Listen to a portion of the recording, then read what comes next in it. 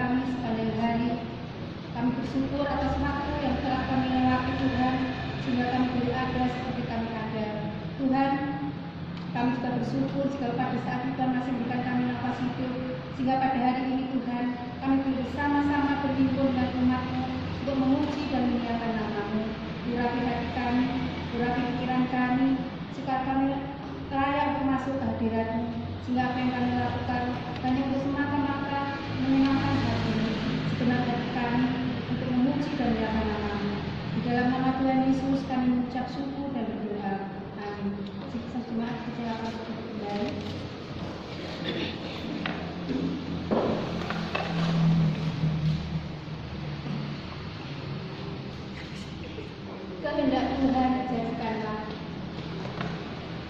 pekan hidupku akan tahan dan penuhi aku dengan rohmu. Inilah ujian di mana kita senantiasa selalu mendapat anugerah daripada Tuhan. Kita sebagai tanah liat datang ke hadirat Tuhan, rindu diberkati Tuhan. Mari kita akan pujikan dalam PPK 136, kehendak Tuhan terjadi. Terima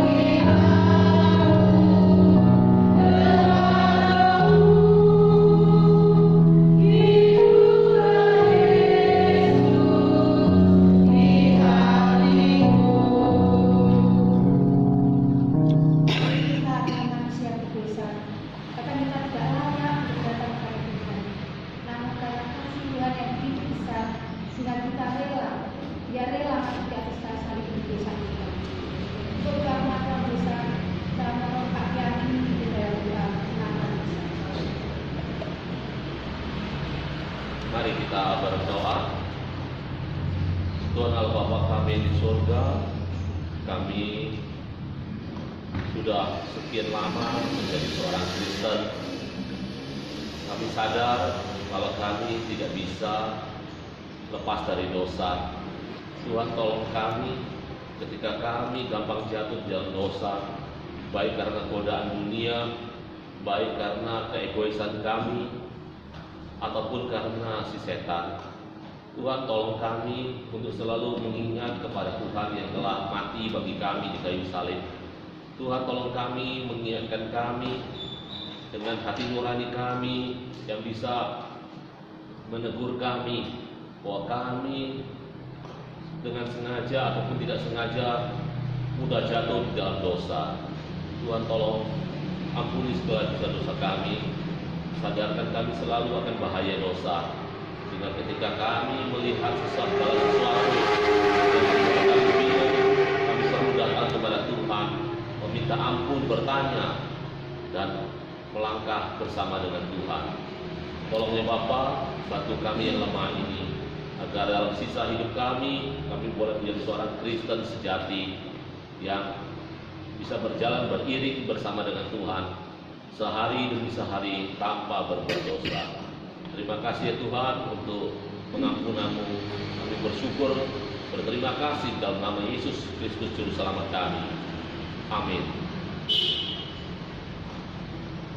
Berita anugerah terdapat di dalam 1 Yohanes 1 ayat 8 dan 9. Jika kita berkata bahwa kita tidak berdosa, maka kita menipu diri kita sendiri, dan kebenaran tidak ada di dalam kita. Jika kita mengakui dosa kita, maka Ia adalah setia dan adil, sehingga Ia akan mengampuni segala dosa kita dan mensucikan kita dari segala kejahatan. Petunjuk hidup baru terdapat di dalam 1 Petrus 1 ayat 13 sampai 16. Sebab itu siapkanlah akal budimu, waspadalah dan letakkanlah pengharapanmu seluruhnya atas kasih karunia yang dianugerahkan kepadamu pada pernyataan Yesus Kristus. Hiduplah sebagai anak-anak yang taat, dan janganlah menuruti hawa nafsu yang menguasai kamu pada waktu kebodohanmu. Tetapi hendaklah kamu menjadi kudus di seluruh hidupmu, sama seperti Dia yang kudus, yang telah memanggil kamu. Sebab ada tertulis, kuduslah kamu, sebab Aku kudus. Karena besar kasih Tuhan dalam hidup kita, Tuhan adalah perisai dalam kehidupan kita. Di saat kita mengalami beban berat, di saat kita mengalami masalah, bahkan lewat bahaya, penyertaan adalah sungguh luar biasa dalam hidup kita sebagai anak-anak kita. Oleh sebab itu kita berbicara dengan sungguh-sungguh sangat besar anugerah.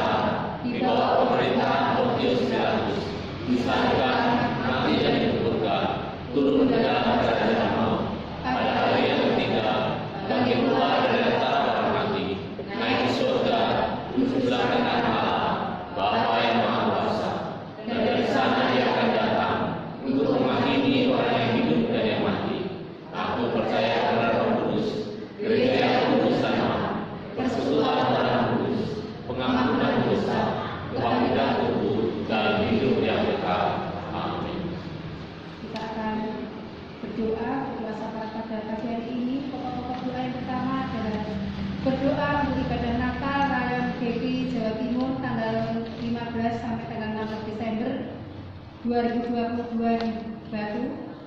Yang kedua, kita berdoa untuk jemaat yang sedang sakit dan jemaat yang bekerja atau studi di luar kota. Yang pokok doa yang ketiga adalah berdoa untuk majelis dan pengurus di dalam menyusun program kerja atau pelayanan gereja tahun 2023. Mari kita akan angkat doa ini bersama-sama.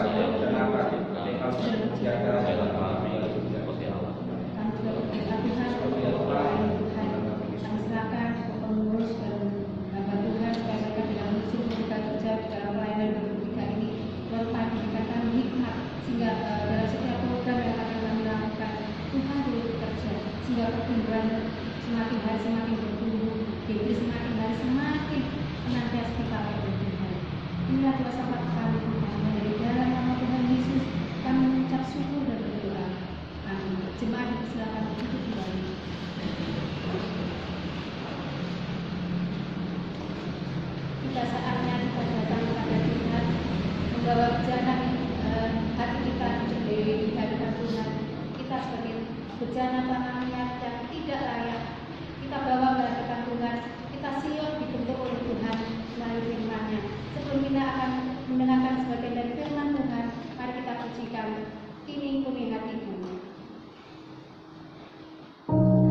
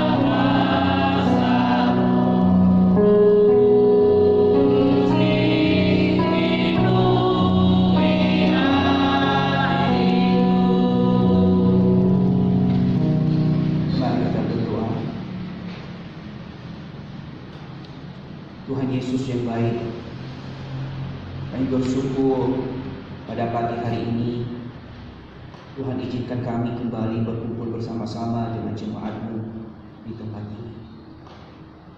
Itu bukan karena kekuatan kami ya Tuhan, melainkan hanya kasih dan anugerah Tuhan di dalam kita. Saat ini ya Tuhan, kami jemaat-Mu, kami mau menyiapkan hati kami untuk mau mendengarkan suara Tuhan saat ini. Kami sadar kami adalah manusia yang terbatas di dalam memahami, di dalam mengerti kebenaran firman. Untuk itu Tuhan, kami mohon Roh Kudus-Mu memimpin setiap kami, melayakkan setiap kami, bahkan menyucikan setiap kami, sehingga kami layak di dalam membicarakan firman-Mu. Bukakan hati dan pikiran kami, dan kami hati yang mau menerima sabda-Mu ya Tuhan, sehingga firman itu tidak berlalu begitu saja, tapi firman itu terus tertanam di dalam hidup kami, membawa kami lebih dekat dengan Engkau, membawa kami lebih mencintai Engkau di dalam hidup kami. Berkati ya Tuhan untuk setiap jemaat Tuhan yang hadir saja. Berkati juga untuk hamba-Mu yang terbatas di dalam menyampaikan firman ini. Pakai lidah hidup hamba-Mu dalam berkata-kata, dalam apa yang disampaikan hamba-Mu berasal dari Engkau, sehingga apapun yang disampaikan sesuai seturut dengan kita. Berkati Tuhan Yesus waktu pemberitaan firman-Mu dari awal hingga akhirnya dalam kuasa-Mu dan kehendak-Mu yang jadi. Dalam nama Tuhan Yesus, bersama kami hidup kami berdoa dan mengucap syukur. Amin. Yesus, bagaimana kabarnya? Puji Tuhan kalau baik ya, Tuhan kalau sehat. Dan terus bersyukur pemeliharaan Tuhan terus nyata di dalam hidup kita. Bapak Ibu, saudara-saudariku, mari kita membuka Alkitab kita di dalam Kisah Para Rasul, pasalnya yang ke-9, ayat yang pertama hingga ayatnya yang ke-19a. Sekali lagi saya mengajak kita seperti yang sudah tertera di dalam warta, itu di dalam Kisah Para Rasul pasal 9 ayat yang pertama hingga ayatnya yang ke-19. Jika sudah ditemukan Bapak Ibu, mari kita baca firman Tuhan ini. Saya akan membacakan ayat yang pertama, Bapak Ibu saudara-saudari nanti membacakan ayat kedua hingga sampai kita di ayatnya yang ke-19 dengan judul perikop yang sudah ditetapkan oleh LAI, yaitu Saulus bertobat. Sementara itu berkobar-kobar hati Saulus untuk mengancam dan membunuh murid-murid Tuhan. Ia menghadap imam besar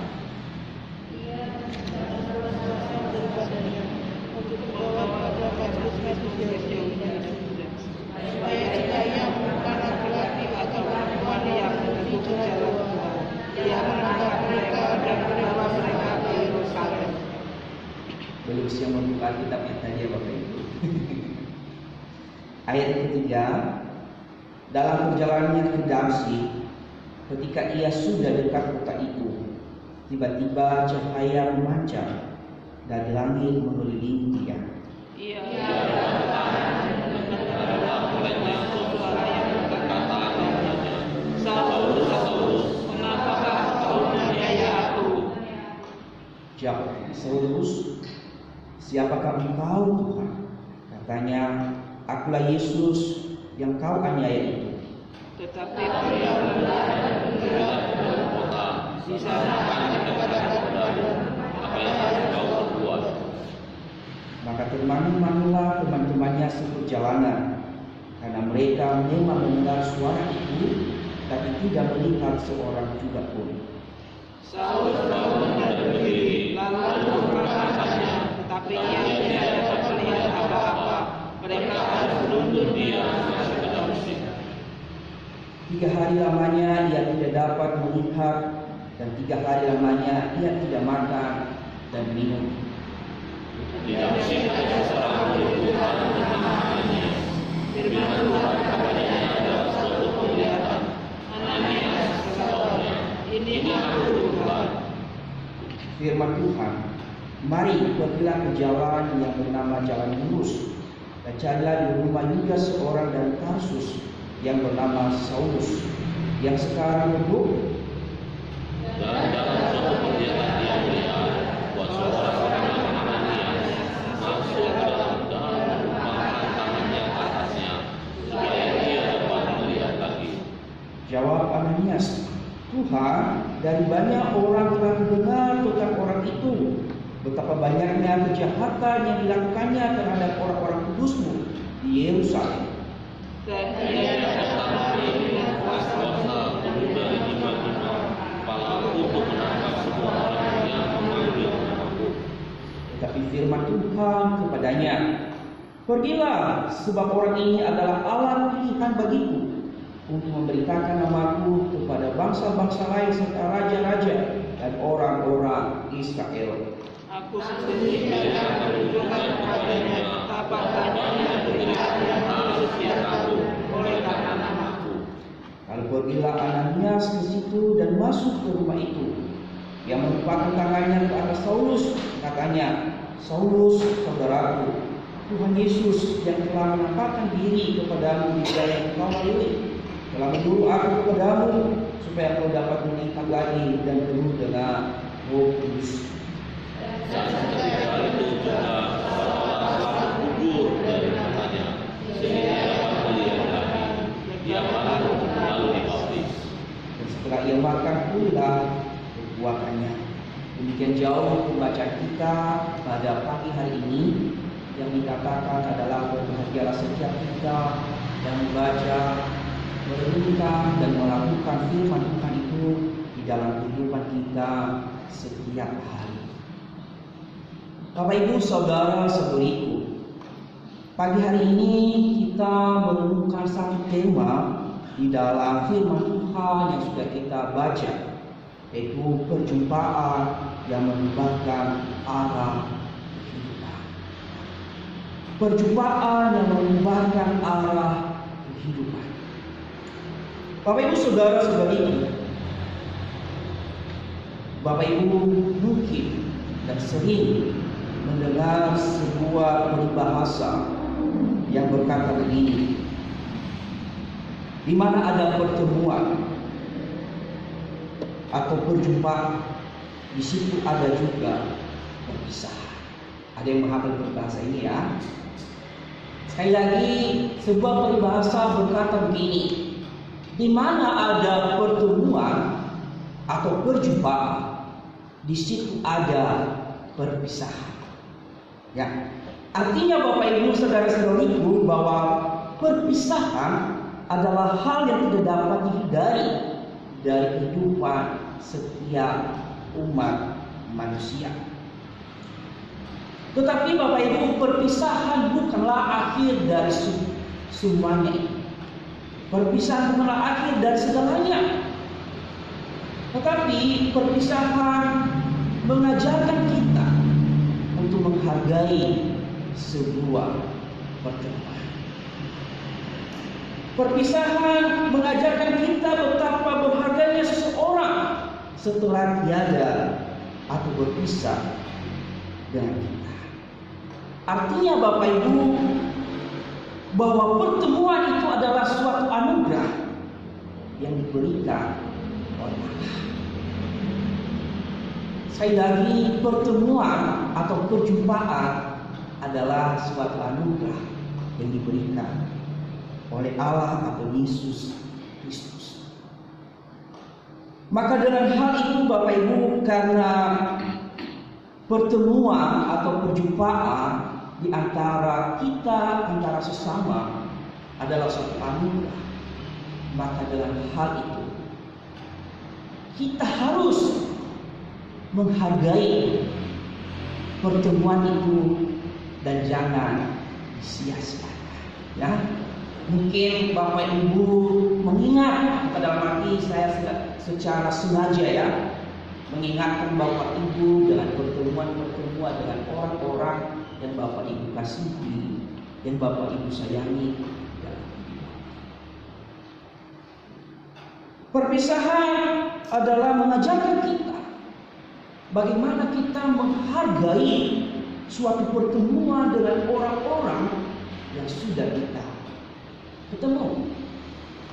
Mengajarkan kita bahwa betapa penting dan betapa berharga orang ketika dia meninggal. Jadi Bapak Ibu, kalau saya nanti mungkin di kemudian hari saya tidak bersama-sama dengan Bapak Ibu, ya jangan disesali Bapak Ibu. Ya memang perpisahan itu terjadi dan hal yang tidak bisa dihindari. Tetapi di dalam hal ini mungkin pertemuan dan perjumpaan ini adalah satu peribahasa yang mengatakan hari ini adalah di mana ada pertemuan atau perjumpaan, di situ ada juga perpisahan. Tetapi hari ini saya mau katakan kepada Bapak Ibu, sesuai dengan kebenaran firman Tuhan yang kita pelajari hari ini, saya mau katakan dan saya mau tegaskan bahwa di mana ada pertemuan atau perjumpaan, di situ ada kehidupan dan pengharapan. Sekali lagi saya mau tegaskan, kalau tadi peribahasa mengatakan di mana ada pertemuan, di mana ada perjumpaan, di situ ada perpisahan. Tetapi hari ini saya mau katakan kepada Bapak Ibu, saudara-saudariku, di mana ada pertemuan, di mana ada perjumpaan, di situ ada kehidupan dan pengharapan. Artinya Bapak Ibu, perjumpaan adalah awal dari perubahan hidup.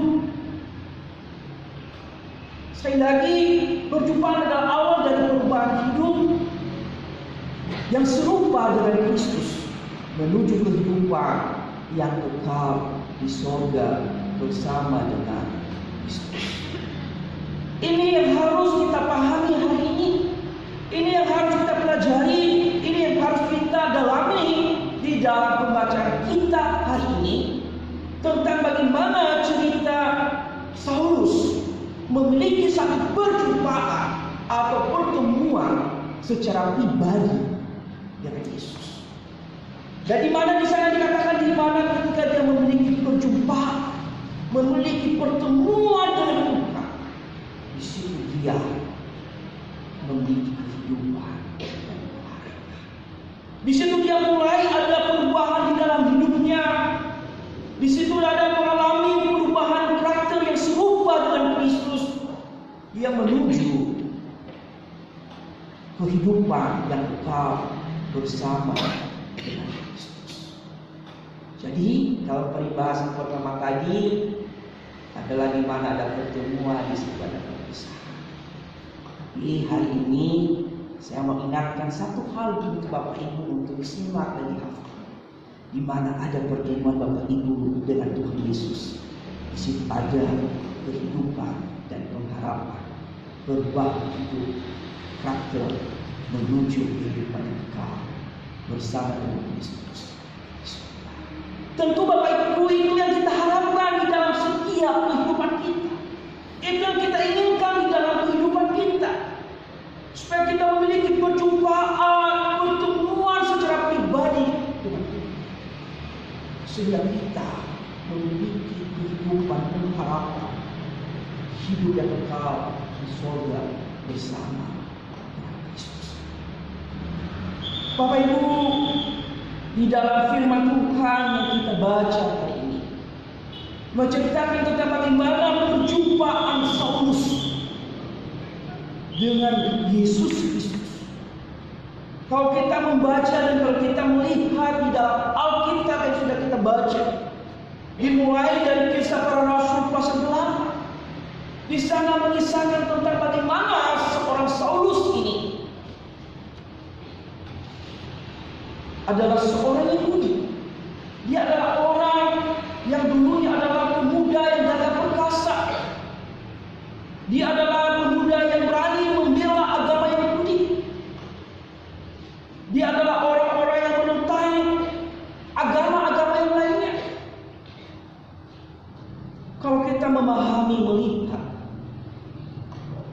di dalam Kisah Para Rasul pasal yang ke-8, pasal yang ke-7 ayat 58 dan ayat 8 ayat 1, di mana setelah kejadian kematian Stefanus, dilempar batu, Stefanus mati.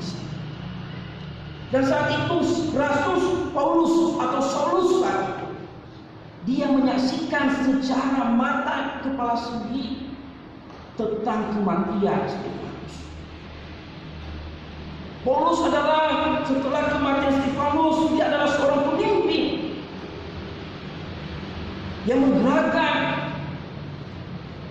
agama-agama Yahudi untuk mengejar orang-orang yang percaya kepada Yesus Kristus. Di sana dikatakan Saulus setiap rumah dia masuk mengecek siapa orang-orang yang mengikut Kristus, dia membunuh dan membinasakan, bahkan dia memasukkan di dalam penjara. Dia adalah seorang penggerak untuk memusuhi murid-murid Tuhan saat itu. Bahkan Bapak Ibu, kalau kita perhatikan di dalam pasal 9 ini, di dalam ayat 1 dan ayat yang kedua, di sana dikatakan supaya Rasul Paulus ini atau Saulus lebih leluasa, lebih bebas di dalam mengejar, di dalam memusnahkan, di dalam mengkhianati, membunuh pengikut Kristus. Dia meminta surat kuasa. Dia meminta surat kuasa kepada imam besar supaya dia bisa mengejar, memusnahkan murid-murid. Dia mendapat surat izin sehingga ketika dia sampai di tempat-tempat di mana murid-murid Kristus telah bersebar, ketika ada penindasan di Yerusalem saat itu, dia mencari dimanapun, di kota manapun, Saulus pergi supaya dia leluasa dan minta surat tugas untuk pergi memusuhi murid-murid Kristus. Sehingga dia ketika sampai di pemimpin agama Yahudi di berbagai kota, dia menerangkan dia bebas membunuh, membinasakan, memasukkan murid-murid Kristus di dalam. Dan salah satu tujuannya Bapak Ibu, kalau kita memperhatikan di dalam pembacaan kita, di sana tujuan paling utama Saulus saat itu adalah dia mau mengejar murid Kristus yang ada di kota Damsyik. Ketika dia sudah diberikan surat tugas, surat kuasa, kalau kita memperhatikan pembacaan kita di dalam ayatnya yang ketiga sampai ayat yang ke-6, setelah dia mendapatkan surat tugas, surat kuasa, dia pergi menuju kota Damsyik. Tapi apa yang terjadi? Hati yang berkobar-kobar, hati yang penuh semangat, hati yang penuh dengan keganasan untuk memusuhi murid-murid Kristus. Tuhan tahu, Tuhan mengerti apa yang ada di dalam hati Saulus, yaitu untuk memusnahkan murid-murid Kristus. Ketika dia sampai dekat kota Damsyik, di dalam perjalanan Tuhan bertindak. Tuhan bertindak. Dikatakan di dalam ayat yang ketiga, kalau kita baca Bapak Ibu di sana. Dalam perjalanan ke Damsyik, ketika ia sudah dekat kota itu, tiba-tiba cahaya memancar dari langit dan mengelilingi Saulus. Artinya bahwa ketika Saulus tiba dekat kota ini, Tuhan Yesus tidak membiarkan dia untuk melakukan niat hatinya untuk membinasakan murid-murid. Tuhan Yesus menyatakan diri kepada Saulus melalui cahaya yang memancar dari langit. Yesus secara inisiatif, Yesus secara nyata, dia datang melalui sinar yang memancar dan air. Yesus datang secara tidak kelihatan, Bapak, atau yang biasanya dikatakan Kristofani. Yesus menyatakan diri kepada Saulus. Ketika Yesus menyatakan diri kepada Saulus, Saulus ketika melihat cahaya, Saulus dikatakan lemah. Yang dulunya adalah gagah perkasa, yang dulunya adalah orang yang ganas, tapi ketika Tuhan mendatangi dia, ketika Kristus menyatakan diri kepadanya, semuanya adalah lesu dan bahagia. Kedatangan Kristus atau Kristus menyatakan diri kepada Saulus bukan tujuan untuk membinasakan Saulus. Kristus menyatakan diri kepada Saulus untuk memanggil Saulus, untuk mengubahkan Saulus dari kehidupan yang memusuhi Tuhan, berubah untuk menjadi pelayan Kristus. Sehingga ketika dia melihat cahaya yang memancar dari langit, dan di saat itu Yesus berkata kepada Saulus, kalau kita memperhatikan di sana dikatakan, ia rebah ke tanah dan terdengarlah olehnya suatu suara yang berkata kepadanya, Saulus, Saulus, mengapakah engkau menganiaya aku? Kata ini Bapak Ibu menarik. Kalau kita memperhatikan tadi bahwa Kristus secara tidak ada fisik menyatakan diri kepada Saulus, tapi kok dia mengatakan, Saulus, Saulus, mengapa engkau menganiaya aku? Sebelumnya Bapak Ibu, Saulus tidak pernah ketemu dengan Tuhan Yesus. Tapi kok bisa Kristus mengatakan, mengapa engkau menganiaya aku? Tapi jawab Saulus katanya, siapakah engkau? Ini juga benar. Dia belum mengenal, tapi dia berkata, siapakah engkau? Disinilah kita melihat bagaimana Kristus menyatakan hal ini, di mana selama ini Saulus telah memusuhi murid-murid Tuhan, telah membinasakan murid-murid Tuhan.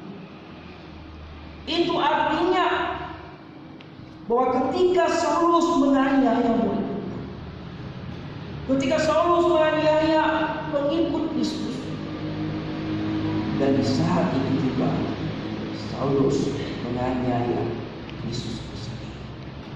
Karena murid Kristus adalah memiliki kesatuan dengan Kristus sendiri, memiliki kesatuan keintiman dengan Kristus. Kristus sendiri berkata di dalam Yohanes pasal 15 ayatnya yang keempat, ayat yang ke-7. Di sana dia kata, tinggallah di dalam aku dan aku di dalam kamu. Di situ kita mengerti bahwa murid Kristus yang sejati adalah memiliki kesatuan dengan Kristus itu sendiri. Ketika murid Kristus dihianati, dimusnahkan, dan hal itu dirasakan oleh Kristus itu sendiri, sehingga dia berkata, Saulus, Saulus, mengapa engkau menganiaya aku? Karena Kristus ada di dalam diri para muridnya. Inilah yang ditegaskan kepada Saulus, supaya Saulus sadar, supaya Saulus mengerti bahwa yang dia musuhi adalah, yang dia pandang selama ini adalah manusia. Dia sadar saat ini bahwa yang dia musuhi adalah Tuhan sendiri. Sehingga di dalam ayat berikutnya Bapak Ibu, di dalam jawab Saulus di dalam ayat yang kelima, siapakah engkau Tuhan? Kata Yesus, katanya, akulah Yesus yang kau aniaya. Disinilah Saulus menyadari. Disinilah Saulus mulai mengalami kegetaran di dalam hatinya. Disinilah Paulus mulai memahami. Disinilah Paulus mengalami perjumpaan dengan Yesus. Dan apa yang terjadi? Kristus ketika menyadarkan Saulus, ketika memberikan pemahaman kepada Saulus, dia juga menuntun Saulus untuk lebih lagi dibimbing oleh seorang Ananias. Di dalam ayat yang ke-6, Yesus berkata, pergilah di dalam kota. Di sana saya akan menyatakan apa yang harus kau lakukan. Seketika itu pun dikatakan Saulus tidak bisa melihat. Dulunya adalah gagah perkasa, sekarang dia adalah dituntun oleh temannya yang memiliki niat untuk memusuhi murid Kristus. Kristus tidak membiarkan Saulus begitu saja. Allah berfirman kepada Ananias yang ada di kota Damsik untuk memulihkan Saulus, untuk membimbing Saulus, untuk menegaskan kepada Saulus bahwa yang berjumpa dengan dia di jalan itu adalah Tuhan Yesus. Kalau kita memperhatikan Bapak Ibu di dalam ayatnya yang ke-10 di ayat yang ke-19, di sana Kristus menyatakan diri lewat meminta kepada Ananias. Dia menceritakan, menjelaskan dengan detail apa yang harus dia perbuat, apa yang harus dia lakukan kepada Saulus yang sedang berdoa, yang sedang ada di jalan lurus di rumah Yudas. Kalau kita memperhatikan, Ananias tidak langsung mengiyakan apa yang dia bergali, Bapak Ibu. Dia memberikan alasan. Kalau kita memperhatikan, ketika Tuhan menyatakan ada Saulus yang dari Tarsus sedang menunggumu untuk menempatkan tangan ke atasnya supaya dia pulih. Apa kata Ananias? Tuhan, telah mendengar kepada banyak orang bahwa orang itu adalah orang yang jahat, orang yang memusuhi orang kudusmu yang ada di Yerusalem. Dia tidak mau langsung, dia mau mengelak itu. Kata Tuhan. Kalau kita memperhatikan di dalam ayat yang ke-15, Tuhan berkata kepada Ananias, firman Tuhan kepadanya, pergilah, sebab orang ini adalah Allah Tuhan mereka.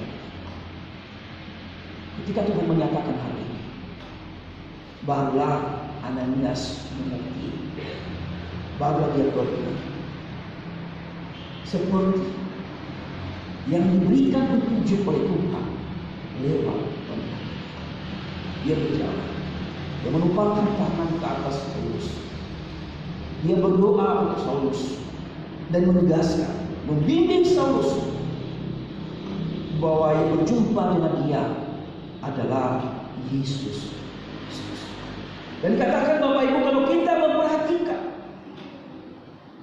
pembacaan kita hari ini, Saulus seketika itu matanya yang buta langsung melek dan bisa melihat.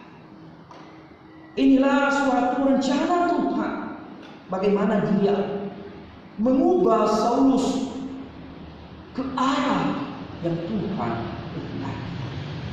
Tuhan bukan hanya sekedar mendisiplin Paulus saat itu, tapi dia juga menyediakan orang yang memimpin menuntun Saulus untuk lebih lagi mengenal siapa Kristus. Setelah Saulus melihat Ananias, ketika dia sudah memiliki perjumpaan pribadi dengan Tuhan, Saulus bertindak, memberi diri, menyerahkan diri untuk dibaptis, menyerahkan diri secara totalitas. Kalau kita memperhatikan siapakah Ananias ini, tentu Bapak Ibu bukan Ananias dan Safira. Berbeda dengan orang itu yang menyukakan Roh Kudus tentang dosa. Bukan Ananias ini. Tapi Ananias di sini adalah banyak orang yang menafsir bahwa Ananias adalah termasuk murid yang diutus Kristus, atau kelompok murid yang ke-70 yang diutus Kristus untuk memberitakan Injil saat itu. Dan dikatakan oleh Rasul Paulus di dalam Kisah Para Rasul menegaskan bahwa Ananias ini adalah orang yang baik, yang berbeda dengan pemimpin-pemimpin agama Yahudi. Dia adalah orang yang dikenal yang baik di antara orang-orang Yahudi. Artinya bahwa Ananias ini adalah murid Kristus yang pertama kali berada di kota Damsik. Bukan para murid Kristus yang baru-baru ketika Saulus mengejar mereka di Yerusalem. Jadi Bapak Ibu, di dalam cerita ini kita melihat bagaimana perjumpaan atau pertemuan Saulus kepada Kristus. Kalau kita memperhatikan di dalam ayatnya yang ke-19 bagian B dan ayatnya yang ke-20, ketika dia setelah dibaptis, disinilah kita melihat bagaimana perubahan totalitas kehidupan Saulus. Saya akan membacakan di dalam ayatnya yang ke-19 sampai ayat ke-20. Dan ketika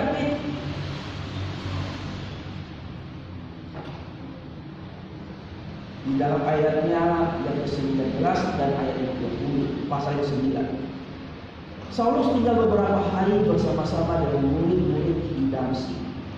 Ketika itu juga ia memberitakan Yesus di rumah-rumah ibadah dan mengatakan bahwa Yesus adalah Anak Allah. Ini jelas ada satu perubahan. Ini adalah ada satu hal yang berubah dari kehidupan Saulus. Yang tadinya adalah orang yang memusuhi Kristus, orang yang menentang ajaran Kristus. Sekarang ketika dia sudah berjumpa secara pribadi, disinilah ada titik balik. Kalau dulunya adalah hidupnya adalah ganas, hidupnya adalah monster yang besar untuk memusuhi murid Tuhan, sekarang dia adalah penurut, mau memberitakan Injil, mau menyatakan Yesus adalah Tuhan, mau memberi diri secara totalitas untuk melayani Kristus. Bahkan Bapak Ibu, Saulus seketika dia setelah dibaptis dan dia mengambil satu ketetapan, komitmen yang sungguh untuk menjadi pelayan Kristus secara tuntas. Kalau kita melihat tentang sejarah kekristenan, Alkitab tidak mencatat tentang bagaimana kematian Saulus. Tapi Saulus dikatakan mati dipenggal kepalanya pada masa pemerintahan Kaisar Nero pada tahun pertengahan 60-an Masehi. Di sana Saulus ketika dia memberitakan firman Tuhan, berdoa dan tidak meninggalkan Yesus. Bahkan di dalam dia melayani Tuhan, selama dia tidak masuk penjara, dia tidak menyangka Kristus. Bahkan Saulus sebagai tokoh yang terkenal di dalam Perjanjian Baru, dia adalah penulis kitab. Inilah perubahan perjumpaan Saulus kepada Kristus. Kalau kita melihat mengapa Saulus yang tadinya berubah nama menjadi Paulus. Kalau kita melihat Bapak Ibu di dalam Kisah Para Rasul, membaca di sana perubahan nama Saulus di dalam pasal 13 6-12 secara khusus ayat 9. Nama Saulus ini adalah nama Yahudi, Saulus. Dan nama Paulus adalah nama dari Yunani. Saulus dan Paulus adalah sama, berbeda bahasa saja. Ini adalah nama ketika dia memulai misinya untuk memberitakan kebenaran firman Tuhan. Di dalam Kisah Para Rasul 13 ayat 6-12, di mana dia berkata membutakan orang tukang sihir yang menghalangi pemberitaan Injil kepada gubernur pada saat itu, yaitu Bar Yesus akan dikatakan dengan Elimas. Di saat Elimas mau membelokkan seorang gubernur untuk tidak mau mendengarkan firman Tuhan, Paulus berkata, mengapa engkau menghalang-halangi? Kau akan menerima. Saat itu Elimas atau Bar Yesus bukan sihir ini langsung. Disitulah nama Saulus yang mulai dikenal adalah Bapak Ibu Saudara-saudari, perubahan kehidupan Saulus. Kalau kita melihat di dalam Filipi pasal 3, di sana dia ceritakan bahwa apa yang dia anggap tadi itu keuntungan baginya ketika dia masih belum memiliki perjumpaan dengan Kristus, tapi sekarang dia menganggap rugi, bahkan dianggap sebagai sampah kehidupan yang lama. Inilah yang harus kita pelajari di dalam kehidupan Paulus. Di sinilah kita harus memiliki satu perjumpaan atau pertemuan dengan Kristus sendiri. Kalau saya katakan tadi, di mana ada pertemuan dan perjumpaan di sekedar kehidupan, pengharapan dan perubahan hidup menuju kehidupan yang kekal di surga. Bapak Ibu Saudara-saudari, melalui firman Tuhan hari ini mengajarkan kita beberapa banyak hal. Kalau kita memahami dan menyimaknya secara bersama-sama. Yang pertama Bapak Ibu, yang perlu kita pahami, yang perlu kita pelajari di dalam pembacaan kita hari ini, di dalam cerita tentang perjumpaan Saulus atau Paulus kepada Kristus. Yang pertama, bahwa Allah yang kita sembah di dalam Yesus Kristus adalah Allah yang Maha Tahu. Ia mengetahui segala rancangan dan rencana setiap umat manusia. Kita memperhatikan di dalam ayat yang kedua, Kristus adalah Allah yang Maha Tahu, mengerti apa yang direncanakan oleh Saulus, dan Kristus menghentikan apa yang dia rencanakan. Di sini kita memahami bahwa Allah kita yang kita sembah saat ini adalah Allah yang Maha Tahu. Yang kedua Bapak Ibu, Allah kita adalah Allah yang hidup dan Allah yang peduli dengan umatnya. Kalau kita memperhatikan tadi di dalam ayat yang ketiga dan ayat yang kelima, di mana tadi bahwa Kristus menyatakan bahwa Saulus, mengapa engkau menganiaya aku? Padahal Saulus tidak menganiaya Kristus secara langsung. Dia menganiaya murid-murid Kristus. Di sinilah Tuhan peduli dengan setia kita yang benar-benar percaya kepada Kristus. Di sini Kristus peduli mengerti setiap pribadi kita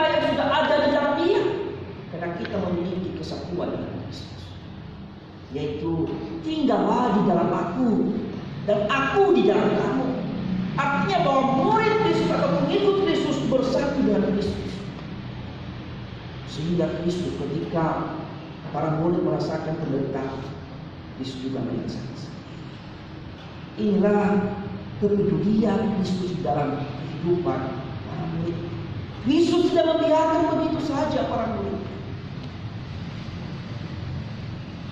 Yang ketiga, Bapak Ibu, bahwa anugerah keselamatan itu adalah bersumber dari Yesus Kristus. Ia memberikan kepada siapa ia kehendaki. Anugerah keselamatan adalah sumbernya dari Yesus Kristus. Keselamatan tidak ada di dalam siapapun, hanya ada di dalam Yesus Kristus. Dia berikan kepada siapa yang ia kehendaki. Manusia tidak bisa mencari keselamatan, tapi Kristus yang memberikan keselamatan. Anugerah ini juga tidak dapat ditolak oleh siapapun. Anugerah keselamatan adalah anugerah yang tidak dapat ditolak. Mungkin, saya tidak mau terima, tidak ada alasan. Anugerah itu keselamatan yang diberikan Allah tidak dapat ditolak. Atau dalam bahasa Inggrisnya, irresistible grace. Anugerah yang tidak dapat ditolak. Artinya bahwa Allah yang memberikan kepada siapa yang ia kehendaki.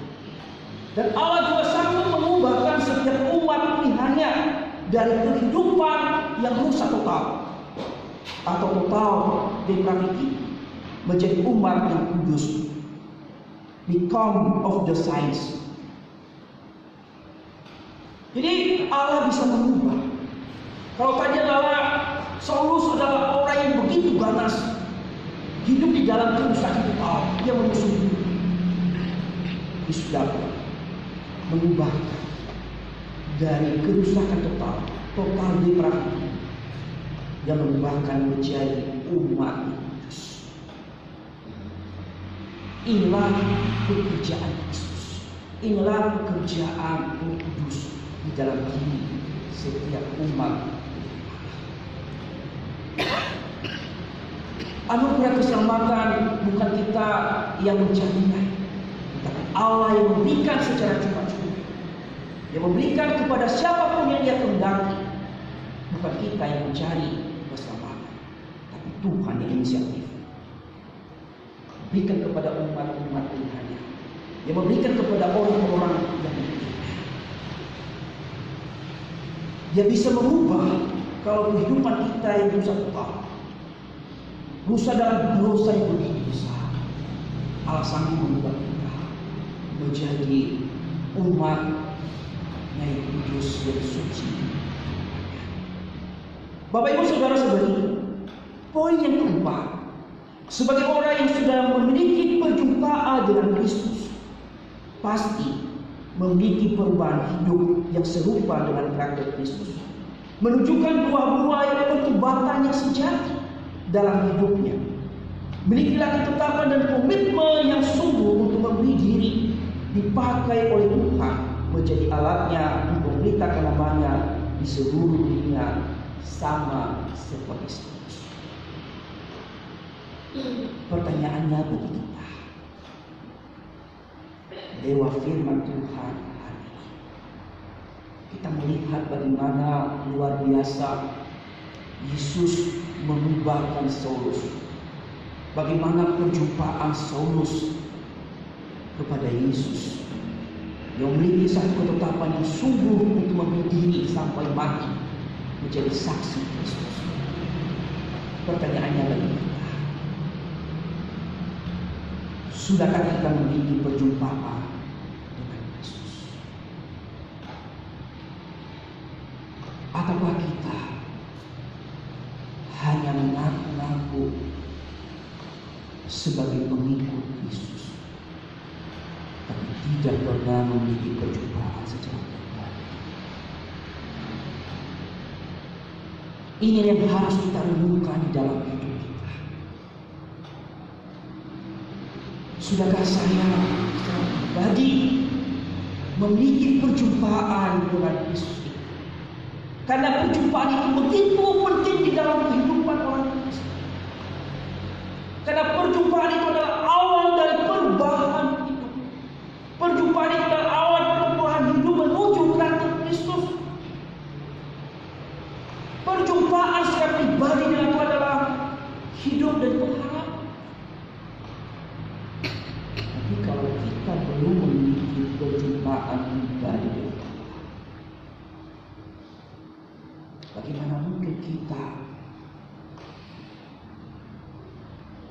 memiliki kehidupan yang kekal bersama dengan Bapa di surga. Bagaimana mungkin kita memiliki satu perubahan yang serupa dengan Kristus?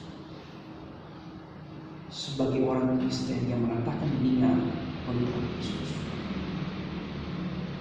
harus sudah memiliki perjumpaan dengan Dia, disertai dengan perubahan hidup karakter yang serupa dengan Kristus. Pertanyaan yang kedua, Bapak Ibu, sudahkah kita hidup serupa dengan Kristus, mengalami perubahan hidup semenjak kita mengaku sebagai pengikut Kristus? Sudahkah kita hidup serupa dengan Kristus atau mengalami perubahan hidup serupa dengan karakter Kristus? Jika hidup kita sejak dari titik awal kita mengaku percaya kepada Kristus tidak ada perubahan menuju ke arah yang serupa dengan Kristus, waspadalah, hati-hati, perlu renungkan ulang kehidupan. Sudahkah Bapak Ibu hidup serupa dengan Kristus? Sudah mengalami perubahan hidup? Apakah masih berjalan? Apakah masih tetap tidak berubah? Kalau ada yang mengatakan Tuhan Yesus tidak berubah, itulah Yesus. Tapi kalau dikatakan Afi tidak berubah, itu sangat tidak bagus. Kalau tidak, dia mengatakan dia seorang hamba Tuhan tidak berubah. Demikian juga ketika Bapak Ibu mengatakan saya orang Kristen, tapi ada yang orang Kristen tidak berubah, itu adalah sangat-sangat. Inilah yang dibutuhkan. Milikilah perjumpaan pribadi dan ubahlah karakter yang dulu buat hidup bersama dengan Kristus. Tujuannya adalah untuk mendapatkan kemakmuran. Yang ketiga adalah sudahkah kita membidik diri menjadi awal dengan Tuhan? Ketika kita mengatakan bahwa saya sudah berjumpa secara pribadi dengan Tuhan, saya sudah menjadi pengikut Kristus. Paulus ketika dia mengatakan saya murid Kristus, dia berkomitmen, berketetapan, ini aku Tuhan, pakai aku, siap menjadi pelayan. Apapun yang terjadi, di penjara 3 kali, dimusuhi, bahkan dibegal sampai mati, Saulus tidak berkata, Tuhan, saya tidak mau lagi. Tapi Saulus berkata, ini aku Tuhan. Bapak Ibu saudara-saudariku, sudahkah kita ketika kita mengatakan saya sebagai pengikut Kristus sudah memiliki ketetapan hati, kesungguhan hati memiliki untuk menjadi Allah di dalam kita, menjadi pelayannya, menjadi pemberita Injil, memberitakan firman, mengambil bagian dalam pelayanan kita di kehidupan. Bapak yang surga, kami bersyukur kalau pada siang hari ini kembali memakai hamba-Mu mengingatkan setiap kami tentang perjumpaan pribadi dengan Engkau. Bapak, seperti Paulus yang telah berjumpa pribadi dengan Engkau, kami itu setiap kami juga mengalami perjumpaan pribadi dengan Engkau. Biarlah Bapak, setiap kami mengerti bahwa sebelum kami mengenal Engkau, kami berlaku jahat, kami berlaku tidak baik, kami berlaku menganiaya, tidak mengasihi saudara-saudari kami. Kami tahu Tuhan dengan sikap kami ini mendukakan hati-Mu, sama halnya dengan Paulus menganiaya Engkau. Biarlah Bapak, ketika kami berjumpa secara pribadi dengan Engkau, kami mau berubah dari karakter kami yang buruk, manusia kami yang lama menjadi manusia yang baru, manusia Allah. Biar Tuhan pakai kami dalam alat pelayanan gereja kami, pakai kami dalam keluarga kami, pakai kami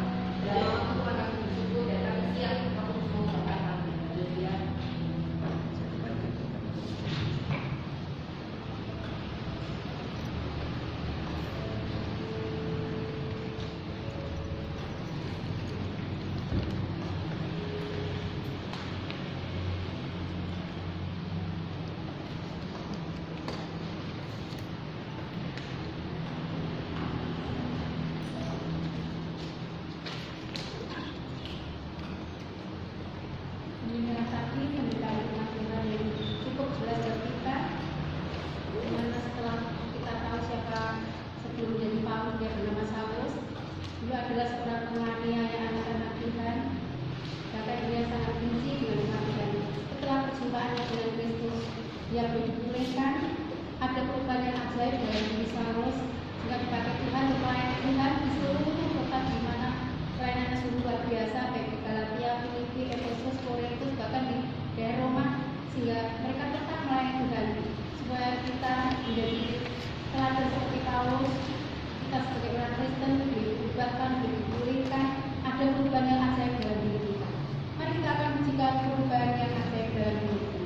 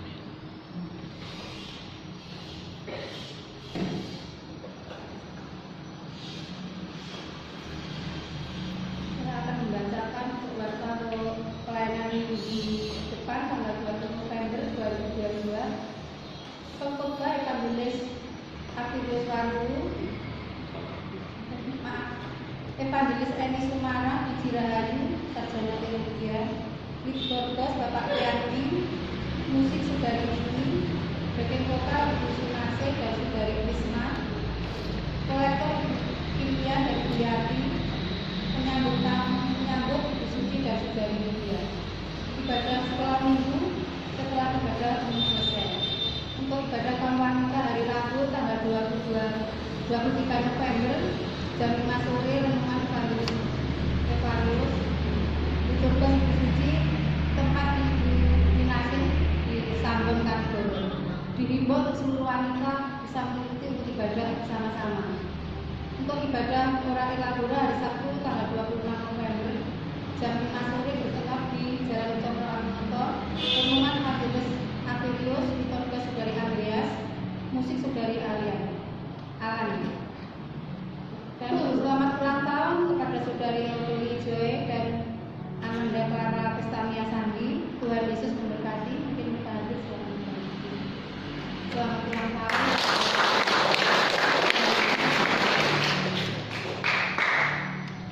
Jamaah diundang untuk mengikuti Natal Raya Negeri Jawa Timur di Villa Indah Batu.